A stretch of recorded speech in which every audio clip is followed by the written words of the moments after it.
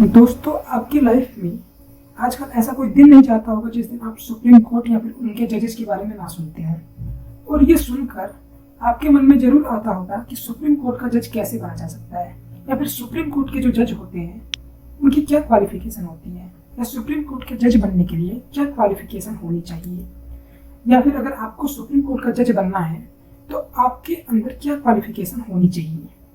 ठीक है, तो आइए आज हम इस लेक्चर में समझते हैं कि सुप्रीम कोर्ट का जज बनने के लिए किसी व्यक्ति के अंदर क्या क्वालिफिकेशंस होनी चाहिए।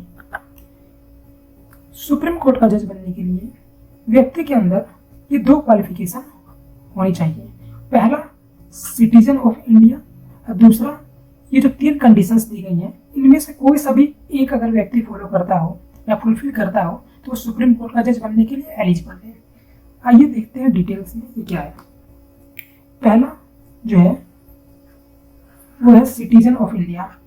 ठीक है, सिटीजन ऑफ इंडिया, अगर कोई व्यक्ति भारत का नागरिक है या इंडिया का सिटीजन है तो वो सुप्रीम कोर्ट का जज बनने के लिए एलिजिबल है। और अगर कोई व्यक्ति इंडिया का सिटीजन नहीं होगा तो वो सुप्रीम कोर्ट का जज बनने के लिए एलिजिबल नहीं होगा। तो पहली जो क्वालिफिकेशन है वो ये होनी चाहिए। अब आइए देखते हैं दूसरी क्वालिफिकेशन। दूसरी क्वालिफिकेशन है वो इनमें से जो तीन कंडीशन दी गई है, पहली दूसरी तीसरी, उनमें से अगर कोई व्यक्ति एक भी फॉलो करता तो सुप्रीम कोर्ट का जज बनने के लिए एलिजिबल है।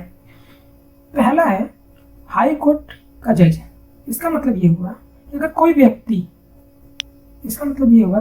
व्यक्ति हाई कोर्ट का जज है लगातार 5 सालों तक तो वो सुप्रीम कोर्ट का जज बनने के लिए एलिजिबल है। ठीक है, एग्जाम्पल ले लेते हैं दिल्ली हाई कोर्ट का। मान लीजिए कि कोई व्यक्ति दिल्ली हाई कोर्ट में 5 सालों से जज है लगातार, तो वो सुप्रीम कोर्ट का जज बनने के लिए एलिजिबल होगा। इस कंडीशन में एक चीज और है कि जो हाई कोर्ट है वो 2 या 2 से ज्यादा मिलकर भी हो सकते हैं। एग्जाम्पल, अगर मान लीजिए कि कोई व्यक्ति दिल्ली हाई कोर्ट में 2 सालों तक जज है, ठीक है, और कोई व्यक्ति फिर उसके बाद से बॉम्बे हाई कोर्ट में 3 सालों तक जज है, तो इसका मतलब उसका जो टोटल टेन्योर हो गया, जो टोटल कार्यकाल हो गया उसका 5 सालों तक हो गया। ठीक है, तो वो व्यक्ति भी सुप्रीम कोर्ट का जज बनने के लिए एलिजिबल है। यानी कम से कम उसे 5 साल तक सुप्रीम कोर्ट का हाई कोर्ट का जज रहना पड़ेगा। ठीक है, और एक चीज और, ये जो 5 साल है ये लगातार होना चाहिए, इसके बीच कोई गैप नहीं होना चाहिए।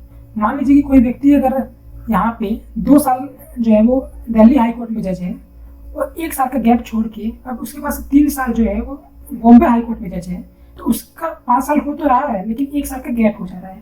तो ये गैप नहीं चाहिए उसे। लगातार अगर वो है लगातार 5 साल तक जज है तभी वो एलिजिबल होगा सुप्रीम कोर्ट का जज बनने के लिए। पहली कंडीशन समझ में आई। अब देखते हैं दूसरी कंडीशन।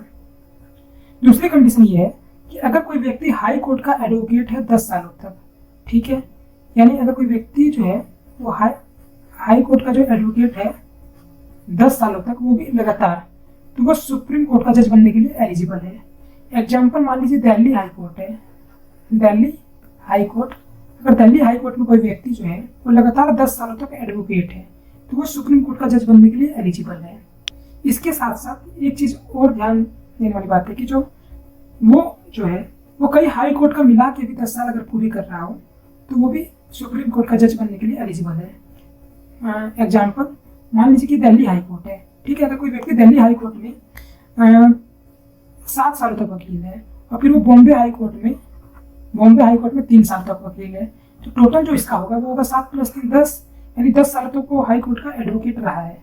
ठीक है, लेकिन इसके बीच गैप नहीं आना चाहिए, और अगर गैप नहीं आ रहा है, वो लगातार 10 सालों तक हाई कोर्ट का एडवोकेट है, तो वो भी सुप्रीम कोर्ट का जज बनने के लिए एलिजिबल है। अब जो तीसरी कंडीशन है कि ज्यूरिस्ट का मतलब होता है लॉ में एक्सपर्ट, यानी एक्सपर्ट ऑफ लॉ, यानी लॉ का बहुत अच्छा जानकार। अगर कोई व्यक्ति in the opinion of president, यानी प्रेसिडेंट की राय में अगर कोई व्यक्ति एक रेस्पेक्टेड ज्यूरिस्ट है तो वो भी सुप्रीम कोर्ट का जज बनने के लिए एलिजिबल है। ठीक है, तो सुप्रीम कोर्ट का जज बनने के लिए 2 क्वालिफिकेशन हमने देखा कि 2 क्वालिफिकेशन होना चाहिए।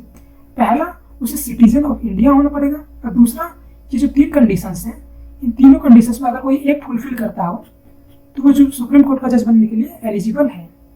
अब आइए देख लेते हैं कुछ एक्स्ट्रा इंफॉर्मेशन सुप्रीम कोर्ट के बारे में। इसमें पहला चीज है कि सुप्रीम कोर्ट का जो जजेस की क्वालिफिकेशन है वो कॉन्स्टिट्यूशन के किस आर्टिकल में दिया गया है। अगर आपसे पूछे कि कॉन्स्टिट्यूशन के किस आर्टिकल में दिया गया कि सुप्रीम कोर्ट के जज की क्वालिफिकेशन, तो ये है आर्टिकल 124 सब सेक्शन 3। ठीक है। दूसरी चीज, जो टोटल इस समय सुप्रीम कोर्ट में कितने जजेस हैं, टोटल कितने जजेस हैं सुप्रीम कोर्ट में? 34।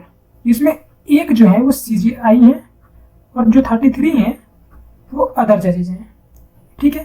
तो इस समय जो CJI है यानी chief justice of India, Bharat के मुख्य न्यायाधीश, तो भारत के मुख्य न्यायाधीश इस समय कौन है? माननीय S.A. बोबडे।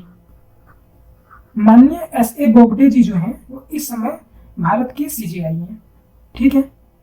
अब तीसरी चीज कि अपने कॉन्स्टिट्यूशन में सुप्रीम कोर्ट का जज बनने के लिए कोई मिनिमम एज नहीं दी गई है। ठीक है। ये बात आपको नोटिस करना है, ध्यान में रखना है कि कोई मिनिमम एज नहीं दी गई है सुप्रीम कोर्ट का जज बनने के लिए। ठीक है।